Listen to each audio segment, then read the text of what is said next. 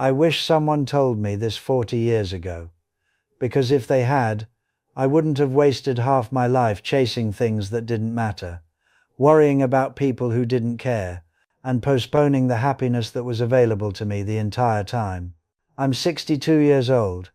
I've buried friends. I've watched my parents take their last breaths. I've held my grandchildren in my arms and felt something shift inside me that I can't quite explain. And somewhere between all of that living and dying, I finally figured out what actually matters. The problem is, most of this wisdom came too late. I learnt it the hard way, through pain, through loss, through years of getting it completely wrong. So I want to save you some time. I want to give you in the next few minutes what took me 4 decades to understand. And I'm not going to sugarcoat it. Some of this might sting, but that sting is nothing compared to the regret of figuring this out when you're my age. Here's the first thing I wish someone had told me. Most of the things you're worried about right now will never happen. I spent my 20s and 30s anxious about everything. Would I lose my job? Would my marriage fall apart? Would something happen to my kids? I lay awake at night running through worst-case scenarios like it was my job. I rehearsed disasters that never came. And here's what's crazy. All that worrying didn't prevent a single bad thing from happening. Not one. The bad things that did happen, I never saw them coming. They blindsided me completely. All those hours I spent anxious and stressed were completely wasted. I was so busy worrying about tomorrow that I forgot to live today. Now, I'm not saying bad things won't happen to you. They will. Life has a way of humbling all of us. But worrying about them in advance doesn't protect you. It just steals the peace you could have right now. If I could go back, I would tell my younger self to calm down. Breathe. Most of what you fear will never materialize. And what does come, you'll handle it when it arrives. You always do. The second thing I wish someone told me is that your health is everything. I know, you've heard this before, but you haven't really heard it. Not until something goes wrong. When I was 35, I thought I was invincible. I worked 70-hour weeks. I ate whatever was convenient. I hadn't exercised in years. Sleep was something I'd catch up on later. I was building something, chasing success, and I figured my body could wait. Then, at 47, I had a health scare that stopped me cold. Sitting in that doctor's office, waiting for test results, nothing else mattered. Not the money in my bank account, not the title on my business card, not the house or the car, or any of it. I would have traded everything I had for a clean bill of health. I got lucky, but that wake-up call changed everything. I realized that without your health, you can't enjoy anything else. All the success in the world means nothing if you're too sick to experience it. Your body is not something to deal with later. It's the vehicle that carries you through this entire life. Treat it like the precious thing it is. Start today, not next Monday, not after the holidays. Today. Here's another one that took me way too long to learn. The people who matter most won't be around forever. I always assumed there would be more time, more dinners with my parents, more long conversations with old friends, more chances to say the things that needed to be said. My father died 11 years ago. And you know what haunts me? Not the big things I didn't do, the small things. The Sunday phone calls I skipped because I was busy. The visits I postponed because something came up. The moments I let slip away because I thought there would always be more of them. There won't always be more. That friend you keep meaning to call, call them. Those parents you keep meaning to visit, book the trip. That person you love but haven't told, tell them. People leave this world every single day, and most of them didn't know it was coming. Don't wait until someone's eulogy to say what they meant to you. Say it now, while they can still hear you. Now here's something that might sound strange, but stay with me. I wish someone had told me that being disliked is part of living a meaningful life. I spent so many years trying to make everyone happy. I said yes when I meant no. I twisted myself into shapes trying to fit what others expected. I was so afraid of being judged or rejected that I lost myself in the process. And you know what happened? People still didn't like me.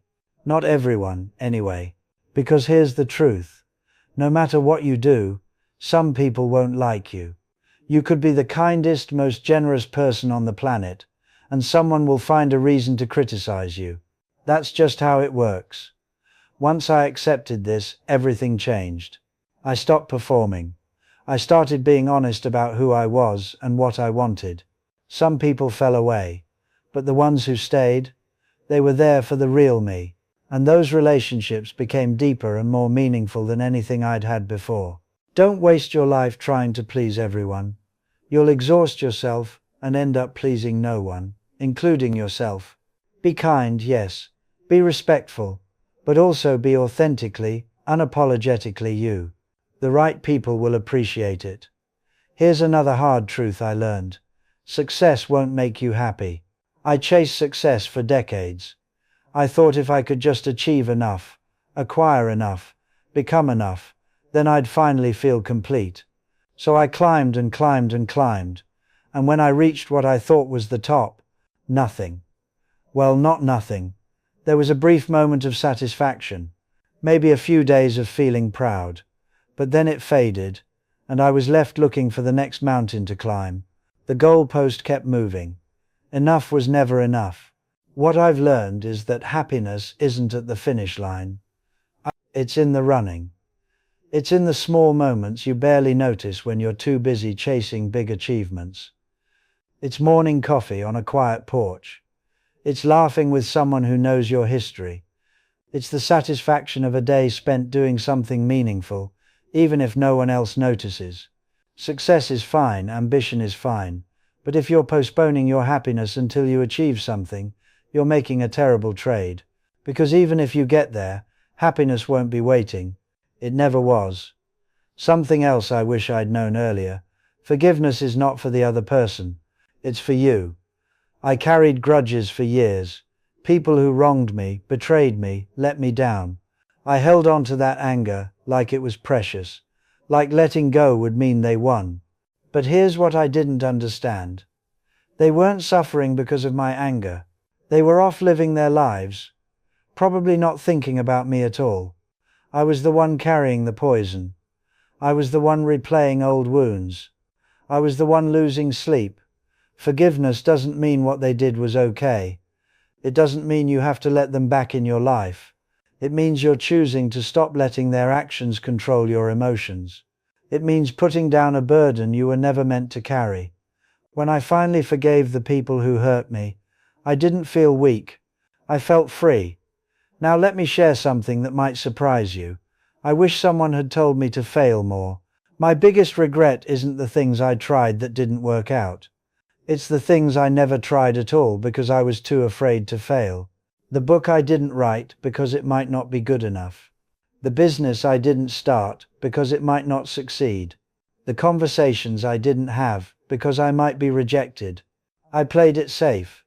And playing it safe cost me more than any failure ever could. Because here's what I know now. Failure isn't the opposite of success. It's part of success. Every failure taught me something. Every setback made me stronger. The only true failure is never trying at all. If you're young and watching this, please hear me. Take the risk. Make the attempt. Fall flat on your face if you have to. You can recover from failure. You cannot recover the chances you never took. And finally, this is the most important thing I've learned in 62 years. Life is happening right now. Not when you finish school. Not when you get the job. Not when you find the relationship. Not when you retire. Right now. This moment you're living in is your life. I spent so many years waiting for life to begin. Waiting for conditions to be right. Waiting until I had more time, more money, more security. And while I was waiting, years passed, decades passed. My children grew up, my hair turned grey, and I realized I had been postponing joy that was available to me all along. You don't have to wait. You don't have to earn happiness. You don't have to achieve your way to peace. You can choose it today. You can look around at what you already have and decide it's enough. You can stop postponing living until tomorrow because tomorrow isn't promised to anyone. That's what 40 years taught me. That's what I wish someone had told me when I was young enough to do something about it. So here's my challenge to you. Take one thing from this video, just one, and do something about it today. Call that person you've been meaning to call. Forgive that grudge you've been carrying. Take that risk you've been afraid of. Stop waiting for someday, because someday has a way of never arriving.